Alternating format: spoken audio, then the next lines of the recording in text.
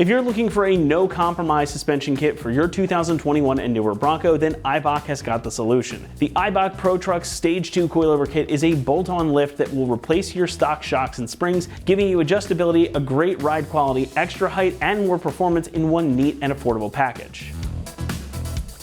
Mention suspension to any auto enthusiast and Eibach will likely come to their mind pretty quickly. They're one of the leaders in suspension technology and development, making components for all manner of vehicles for over 70 years. So it's safe to say when we get one of these kits through the door, I'm always excited to check it out. This one in particular is the Pro-Truck Coil-Over Stage 2 Kit, and there are quite a few important things to touch on here. First and foremost, this is going to give your Bronco more overall height. Both the front and rear coilovers are height adjustable using the threaded spring perches down on the bottom here. And the fronts can be run anywhere from about 0.8 inches higher than stock up to 3.4 inches over stock. And the rears will give you anywhere from 1.7 up to 3.1 inches of lift over your stock setup. So the kit gives you a good amount of adjustability and will also function as a leveling kit, evening out the stance of your Bronco no matter where you have it set. Now with everything at its highest setting, you can get up to 35 by 12.5 inch tires on your rig without having to make other modifications, and you will fit those handily unless you're running some crazy kind of offset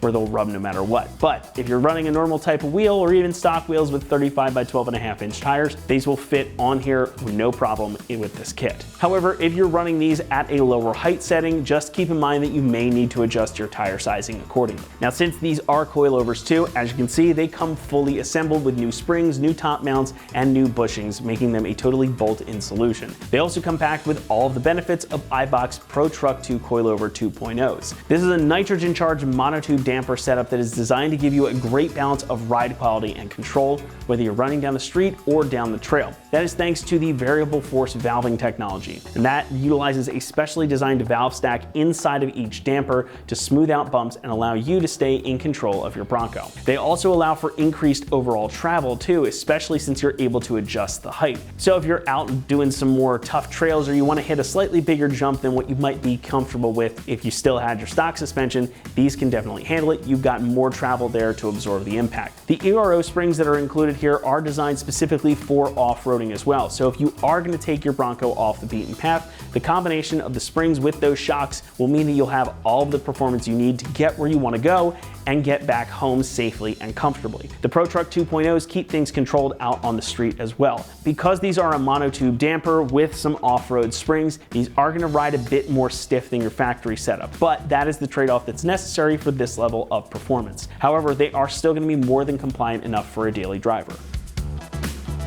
Construction, as you might expect, is also a standout. The bodies of the shocks are made from 6061 T6 billet aluminum, and the mounting points, including your top hats here, are also made from that same aluminum, and they are anodized black for a cool look and some extra protection. Inside of the shocks, you're going to find 46mm pistons, heavy-duty zinc-coated cylinders, and a nitro steel shaft. The springs are made from cold-wound steel, and they are finished with a silver powder coat to keep them protected against rust and corrosion. And again, these come pretty much fully assembled for you. You've got new top mounts, your sleeve bushings down at the bottom, plus all the necessary hardware, making this a very complete kit.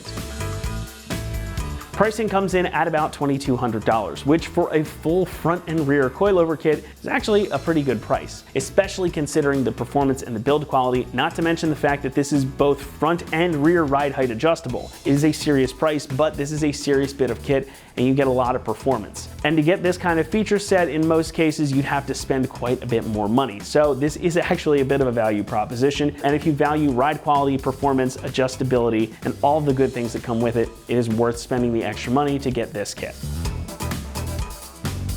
Installation gets a soft 3 out of 3 on our difficulty meter, and it should take you about 4 hours to complete the job. While this is a bolt-in kit that's simply going to replace your factory equipment, and there is no need for a spring compressor, getting in there and getting everything adjusted is going to take some time, and you've got to do quite a bit of disassembling in order to just get the original stuff out and get these guys back in. But this is pretty straightforward. Again, it is totally bolt-in, so you don't need to make any permanent modifications to your Bronco in order to fit this. With that said, let's head on out to the shop and we will walk you through the process step by step.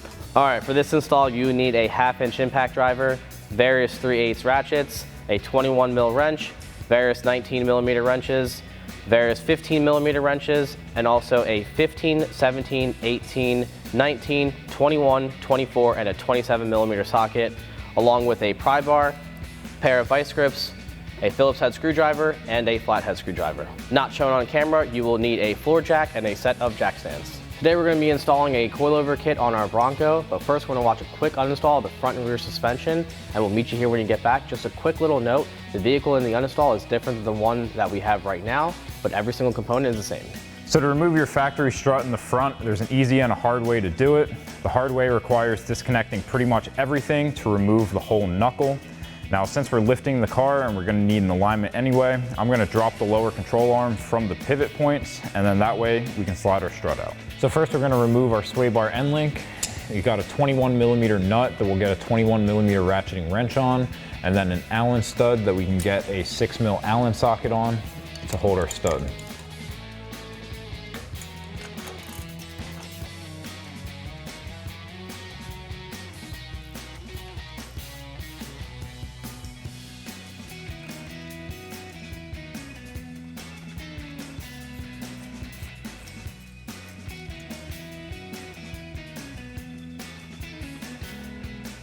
And then you can do that same thing on the other side.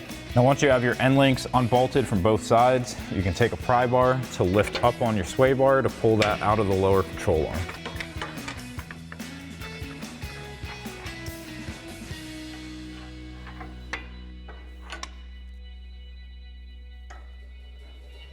Next we can remove our sway bar. We've got two 18mm nuts and two 18mm bolts.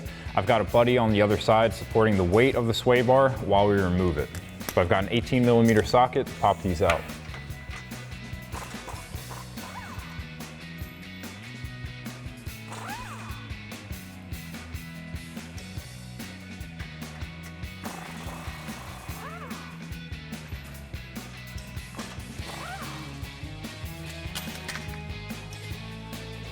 Next we can take an 18mm socket to remove our two lower strut nuts.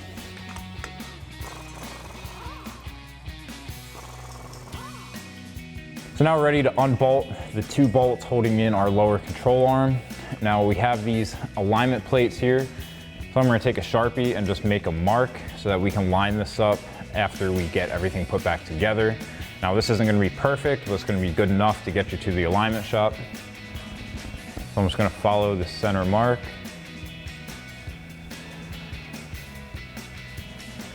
And then you'll do the same thing on the other side of both of these. So now we can remove our bolts. We're going to be using a 21mm wrench on the bolt side and a 24mm socket on the nut side.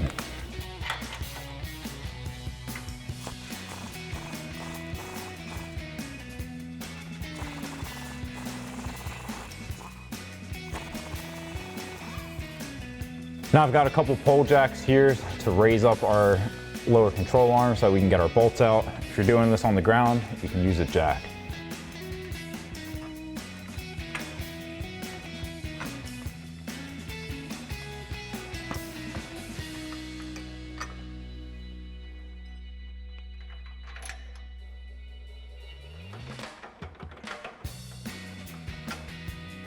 And then we can remove our pole jacks and wiggle this down out of the way.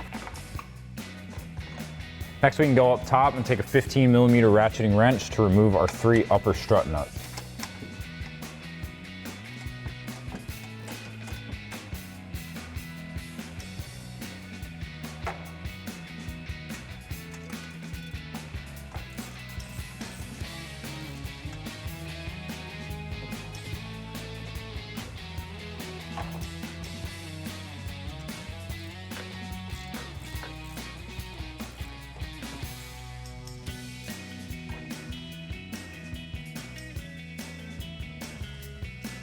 And now with all those nuts removed, we can slide the strut downwards and out of place.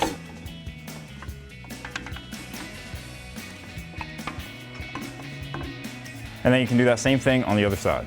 Now moving on to the rear, we need to remove our strut. So the first thing I'm going to do is support the axle with a couple of pole jacks, and then we can work on our lower strut bolt. Now once you have your axle supported by a pole jack or a jack stand, you can take a 27mm socket and 30mm wrench to remove this bolt.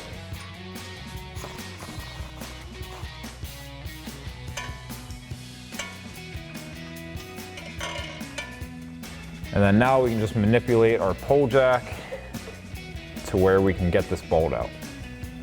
Now if you're having a little trouble getting this out, you can tap it with a hammer a couple times. Now on the other side, you can get that wrench around the flange on the bolt and tap that with a hammer. Next, we're going to remove the 3 nuts at the top of our strut. However, to be able to get access to those, we're going to have to remove these 2 clips. So you're going to grab a flathead screwdriver, you're going to hold the outer edge here to prevent it from spinning, and then you can unscrew that inner part. You don't want to put any pressure on the screwdriver because you can push that inner part back in. And then we'll just pop that out, and then do the same thing for the other one. So now we have enough access to pull back on our fender liner to be able to get to our nuts. So we'll take a 15mm ratcheting wrench to remove them.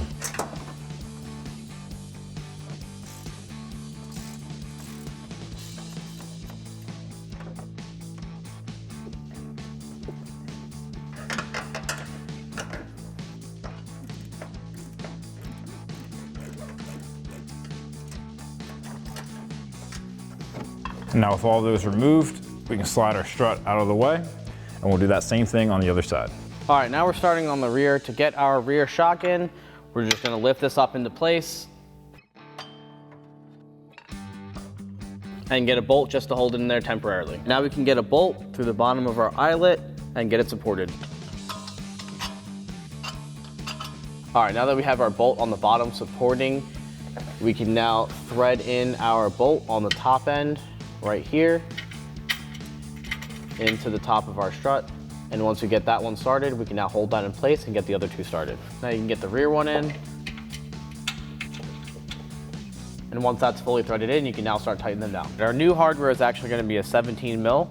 So we're going to use our 17mm ratcheting wrench and tighten this up.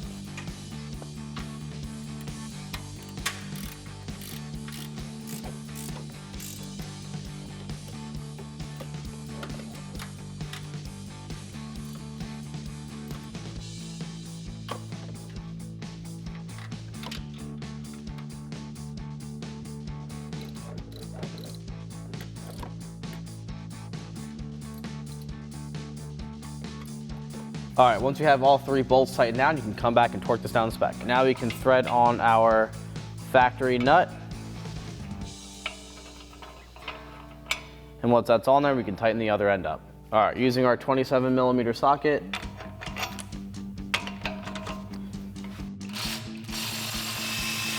Now we can install our 2 plastic clips holding in our fender liner.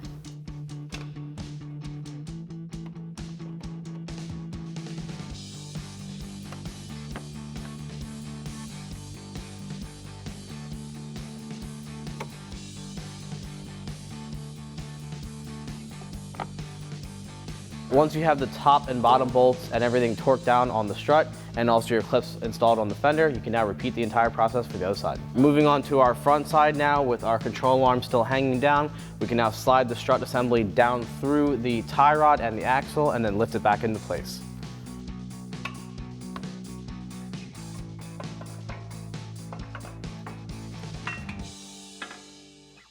Now with it in position, we're going to lift up.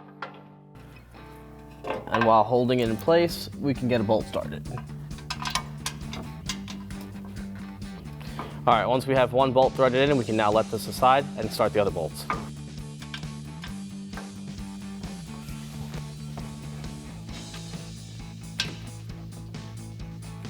So our new hardware is actually going to be 17mm bolts, so we're going to tighten them down with a 17mm ratcheting wrench.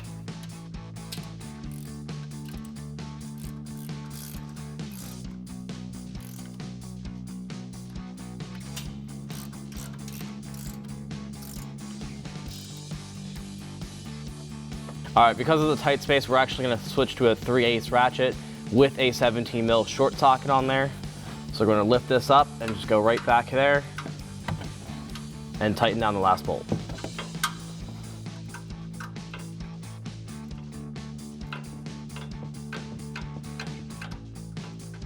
All right, once you have all 3 bolts tightened down, you can now come back and torque them down the spec. Now we're gonna try to get our control arm back in with the suspension going back into the bottom of the control arm. So we're gonna push out on the control arm and pull our strut back in.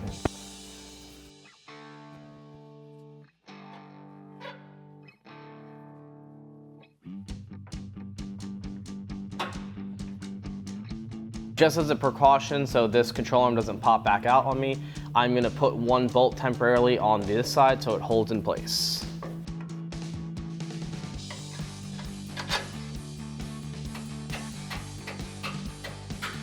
All right, now we're gonna get our strut assembly lined up into the lower control arm so the bolt can drop through. I'm just gonna let it sit there on top and use my pry bar to kind of wiggle it in.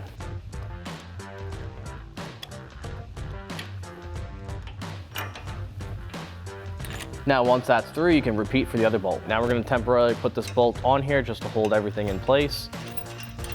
Thread that up a little bit. Now we're gonna get our rear bolt in.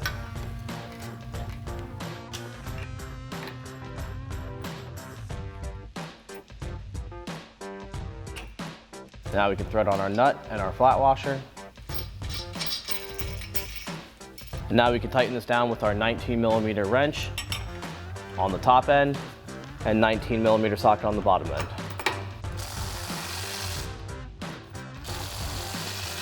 Once you have these two tight, you can come back and torque this down to spec. All right, now we can rest our pole jack under here to get our lower control arm back into place.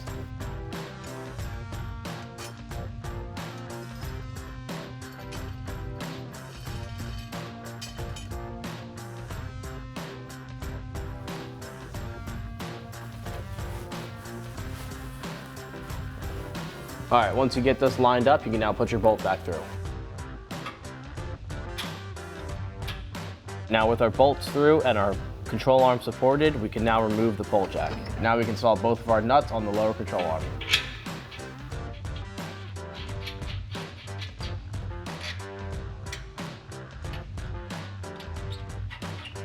All right, now we can tighten down the lower control arm with a 24 on the nut side and a 21 on the bolt side.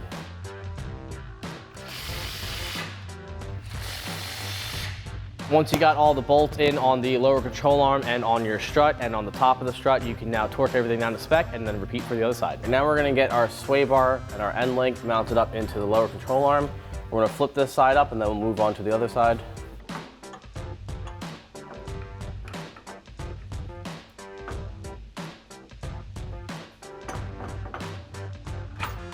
All right, once we have that into the lower control arm, we can now repeat for the other side. And now we can thread on our nut for our sway bar end link.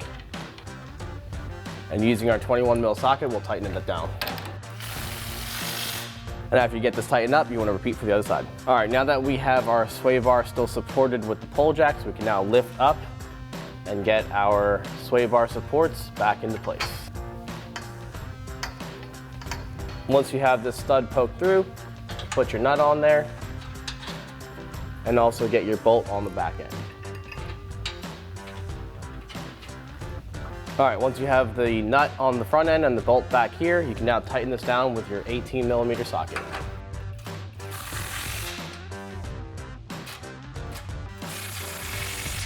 And once you have everything mounted, you can now repeat for the other side. All right, that wraps up our install for Eibach Pro-Truck Coil-Over Kit Stage 2 for 21 and newer Bronco, excluding Raptor. Just remember, for everything Bronco related, keep it right here at ExtremeTerrain.com.